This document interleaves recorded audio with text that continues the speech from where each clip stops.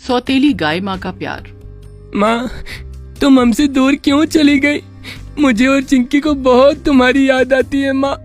हम दोनों बिल्कुल अकेले हो गए हैं। बाबा भी बदल गए हैं। अब पहले जैसे नहीं रहे बाबा। अब दूसरी माँ लाने का सोच रहे हैं। नानी कहती है दूसरी माँ अच्छी नहीं होती है। वो बच्चों को बहुत सताती है, उन्हें खाना और दूध भी नहीं देती, और उसका बस चले तो वो गरम गरम तेल में डालकर उन्हें जिंदा जला देती है। लेकिन भैया, माँ तो माँ होती है ना। माँ बहुत अच्छी होती है। माँ ऐसा कभी कुछ गलत नहीं कर सकती। पीछे खड़ा राकेश अपने बच्चों की बातें सुनकर बहुत दुखी होता है और इस कश्मकश में फंस जाता है कि वो अपने बच्चों के लिए दूसरी माँ लाए या ना लाए। क्या करूं? एक तरफ मेरे बच्चे हैं जो नहीं चाहते कि मैं उनके लिए दूसरी माँ लाऊं। ना जाने किसने उनके मन में ये वहम डाल दिया है कि दूसरी माँ अच्छी नहीं होती है, और दूसरी तरफ ये भी नहीं देख पा रहा हूँ कि मेरे बच्चे भूखे रह रहे हैं। उनकी देखभाल करने वाला कोई नहीं है। अगर मैं बाहर का काम संभालता हूँ तो घर में बच्चों को देखभाल करने वाला कोई नहीं है। अगर घर में रहकर बच्चों की देखभाल करता हूँ तो बाहर का काम संभालने वाला कोई नहीं है। हे भगवान, अब आप ही मुझे कोई रास्ता दिखाइए कि मुझे बच्चों के लिए दूसरी माँ लानी चाहिए या नहीं। अरे राकेश, आज तुम काम पर इतना लेट क्यों हो गए? अरे सेठ जी, वो घर पर भी बहुत सारा काम रहता है ना। आप तो जानते ही हैं मेरी पत्नी अब नहीं रही। घर का सारा काम मुझे ही देखना पड़ता है। बच्चों की देखभाल, उनका खाना पीना, सब कुछ। इसलिए बस हर रोज लेट हो जाता हूँ। समझ में नहीं आ रहा सेठ जी, क्या करूँ? देखो राकेश, मैंने तुम्हें पहले भी सलाह दी थी कि तुम दूसरी शादी कर लो। ऐसे काम नहीं चलेगा। अरे तुम घर का देखोगे तो बाहर का काम नहीं संभाल पाओगे, और बाहर का देखोगे तो बच्चों के लिए कुछ नहीं कर पाओगे। इसलिए तुम्हारा दूसरी शादी करना बहुत जरूरी है। राकेश ने सेठ को पूरी बात बताई कि वो अपने बच्चों की वजह से दूसरी शादी नहीं कर सकता। उसके बच्चे नहीं चाहते हैं कि उनके पिता दूसरी शादी करें। अच्छा, तो ये बात है। तुम इस वजह से दूसरी शादी नहीं कर रहे हो। राकेश, तुम मेरी तरफ से पूरी गारंटी लो। अगर तुम दूसरी शादी करोगे तो तुम्हारी पत्नी एक सच्ची माँ साबित होगी। वो बच्चों को बिल्कुल भी सौतेली माँ जैसी नहीं लगेगी, ठीक अपनी माँ जैसी लगेगी। मेरी एक मुंह बोली बहन है, किस्मत ने उसके साथ भी बहुत मजाक किया है। उसे भी एक जीवन साथी की जरूरत है। वो बहुत अच्छी पत्नी और एक अच्छी माँ साबित होगी। मेरे कहने पर तुम्हें दूसरी शादी कर लेनी चाहिए। सेठ के मुंह से ये बात सुनकर राकेश को लगा कि शायद भगवान ने उसे रास्ता दिखा दिया कि वो अपने बच्चों के लिए दूसरी माँ ले आए। राकेश सेठ की मुंह बोली बहन रूपा के साथ शादी करके उसे घर ले आता है। वहीं दूसरी तरफ मोनू और चिंकी को उनकी नानी उनकी नई माँ के खिलाफ भड़काती हुई कहती है, देखा बेटा मोनू, आज तुम्हारे पिता दूसरी शादी करके आ रहे हैं। तुम लोग दूसरी माँ से बच के रहना, मैं कह देती हूँ। हाँ। दरअसल राकेश अपनी पत्नी रीमा, बेटे मोनू और बेटी चिंकी के साथ बहुत खुश था। कुछ समय पहले उसकी पत्नी रीमा की तीसरे बच्चे को जन्म देते समय मृत्यु हो गई थी। तब से राकेश अपने बच्चों के लिए बहुत चिंतित था। उनकी देखरेख करने का नाटक करती हुई उनकी नानी उनके पास रहती थी। वो बच्चों की देखरेख करना तो दूर, उल्टा उन्हें हर रोज उल्टी सीधी बातें कहकर भड़काती थी। देखो तो बच्चों, कौन आया है? तुम्हारी नई माँ आई है। ये तुम्हारा बहुत ख्याल रखेगी, माँ का प्यार देगी, खाना खिलाएगी, दूध पिलाएगी। ये हमारी माँ नहीं है, हमारी एक ही माँ थी जो अब इस दुनिया में नहीं है। ये तो बस आप अपने लिए अपनी नई पत्नी लेकर आए हैं, और इसे हम सब कभी अपनाएंगे नहीं, क्योंकि नई माँ अच्छी नहीं होती, बहुत बुरी होती है। चल चिंकी यहाँ से। मोनू और चिंकी वहाँ से चले जाते हैं। रूपा को बच्चों की बातें सुनकर बिल्कुल भी बुरा नहीं लगता है। वहीं राकेश अपनी नई पत्नी रूपा के सामने शर्मिंदा हो जाता है। आप क्यों चिंता कर रहे हैं? चिंता मत करिए, बच्चों को भी मेरे साथ घुलने मिलने में समय लगेगा। देखना, थोड़े दिनों में बच्चे मेरे साथ बहुत खुश रहेंगे और मुझे अपनी माँ के रूप में अपना लेंगे। मुझे तुमसे यही उम्मीद थी रूपा। मैंने दूसरी शादी अपने लिए नहीं बल्कि अपने बच्चों के लिए की है। मैं चाहता हूँ कि तुम मेरे बच्चों का पूरा ख्याल रखो, उन्हें माँ का प्यार दो। मेरे बच्चे अपनी माँ के लिए बहुत तरसे हैं, बस तुम उनकी अच्छी माँ साबित हो। सौतेली माँ के बारे में जैसा सबको भ्रम था, रूपा बिल्कुल भी वैसी नहीं थी। वो बहुत अच्छी थी और राकेश के बच्चों को अपने बच्चे समझकर प्यार देना चाहती थी। लेकिन बच्चों को उनकी नानी ने ऐसा भड़काया था कि वो उसके पास भी नहीं आ रहे थे। चलो बच्चों, जल्दी से आओ, देखो मैंने तुम लोगों के लिए क्या बनाया है। अरे वाह, कितनी अच्छी खुशबू आ रही है खाने की। बिल्कुल माँ के हाथ के बने खाने की जैसी खुशबू लग रही है। मुझे तो बहुत भूख लग रही है। आओ ना चिंकी, मैंने तुम्हारे लिए बढ़िया खीर पूरी बनाई है। आओ जल्दी जल्दी खा लो। देखो बेटा मोनू, चिंकी तुम्हारे पिता की दूसरी पत्नी के पास जा रही है। ये तो है ही चालाक, अपनी चिकनी चुपड़ी बातों में चिंकी को फंसा लेगी। रोको इसे, चिंकी अभी बहुत छोटी है, उसमें समझ नहीं है ना जाने क्या कर बैठेगी ये तुम्हारी बहन के साथ। आप सही कह रही है नानी, मैं अभी चिंकी को रोकता हूँ। रुको चिंकी, हमें नहीं खाना ये भोजन। तुम जानती नहीं हो ये बहुत बुरी है, ये कभी भी हमारी माँ नहीं बन सकती। और तुम हमारी माँ बनने की कोशिश मत करो। हमें नहीं खाना तुम्हारे हाथ का खाना। चली जाओ हमारी नजरों से दूर, और दूर रहना मेरी बहन और मुझसे। ठीक है बेटा, तुम्हें मेरी शक्ल पसंद नहीं है तो मैं यहाँ से चली जाती हूँ, लेकिन खाने का निरादर नहीं करना चाहिए। खाने ने तुम्हारा क्या बिगाड़ा है? मैं यहाँ से चली जाती हूँ, तुम खाना खा लो। रूपा वहाँ से चली जाती है, इसी उम्मीद में कि शायद वो एक दिन बच्चों का दिल जीत ले। भैया, खाना तो बहुत स्वादिष्ट बना है, ऐसा लग रहा है जैसे हमारी माँ ने बनाया है, एक बार खाकर तो देखो।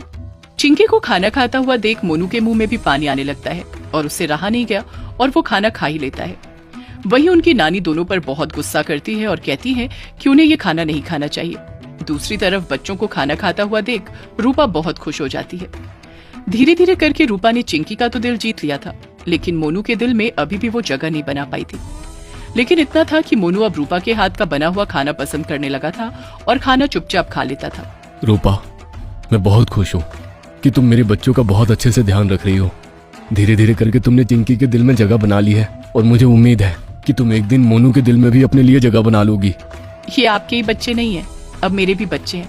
बस आप सब कुछ मुझ पर छोड़ दीजिए, मैं धीरे धीरे करके सब ठीक कर दूंगी।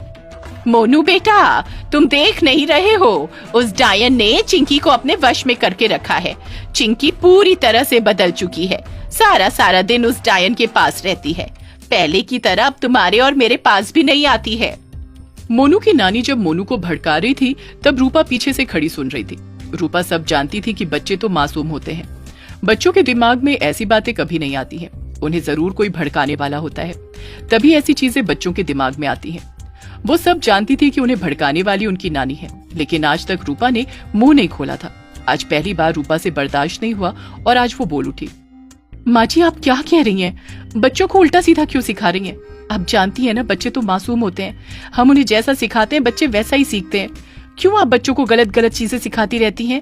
राम राम, तौबा तौबा। देखा बेटा मोनू, आज इस डायन की इतनी हिम्मत हो गई कि आज मुझसे जुबान लड़ाने लगी है। कल ये मुझे इस घर से ही निकाल देगी। मेरी अपनी बेटी होती तो ऐसा कभी नहीं करती। तुम्हारी हिम्मत भी कैसे हुई मेरी नानी को ऐसा कहने की?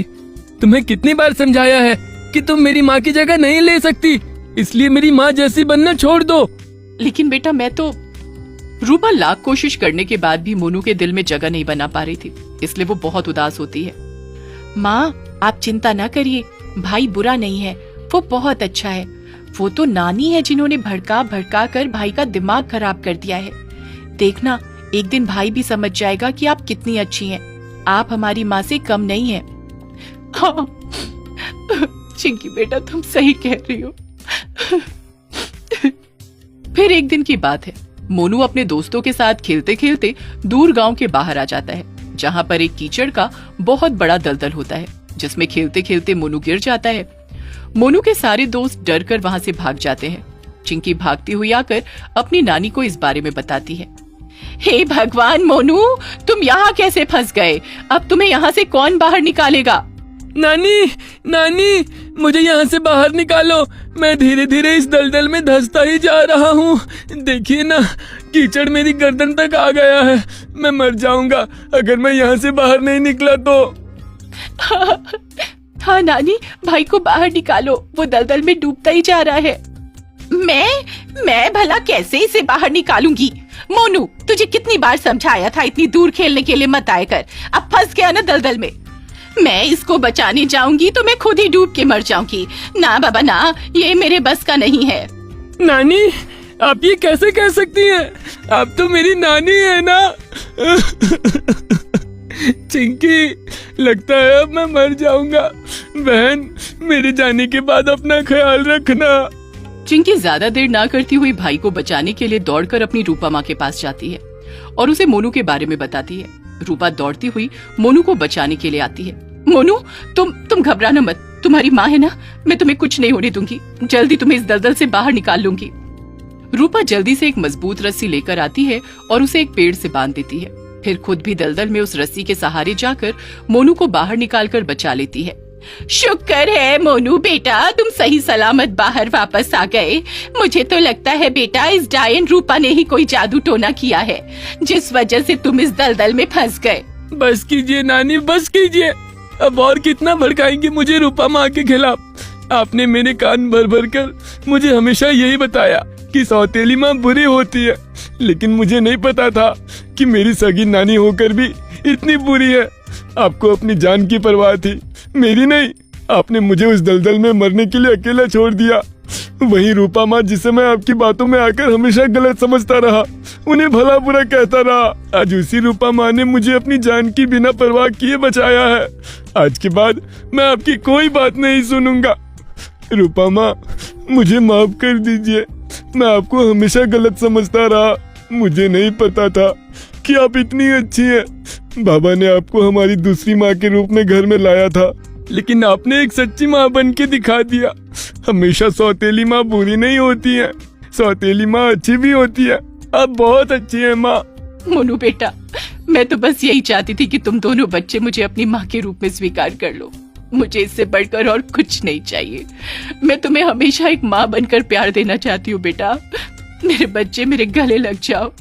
भगवान, मुझे इस बात का बहुत डर था कि कहीं दूसरी शादी करने का फैसला मेरा गलत साबित ना हो जाए, कहीं बच्चों की बात सच ना निकले कि सौतेली माँ बुरी होती है। लेकिन आज मुझे इस बात की तसल्ली है कि मेरा फैसला गलत नहीं था। बच्चों को उनकी माँ मिल गई और रूपा को बच्चे। मैं तो इनकी खुशी में ही खुश हूँ, और मुझे चाहिए क्या भला। खुश होकर मोनू अपनी रूपा माँ के गले लग जाता है। दोनों बच्चे अपनी माँ को पाकर बहुत खुश थे। वहीं सुरेश बच्चों को रूपा के साथ खुश देखकर उनकी खुशी में बहुत खुश था।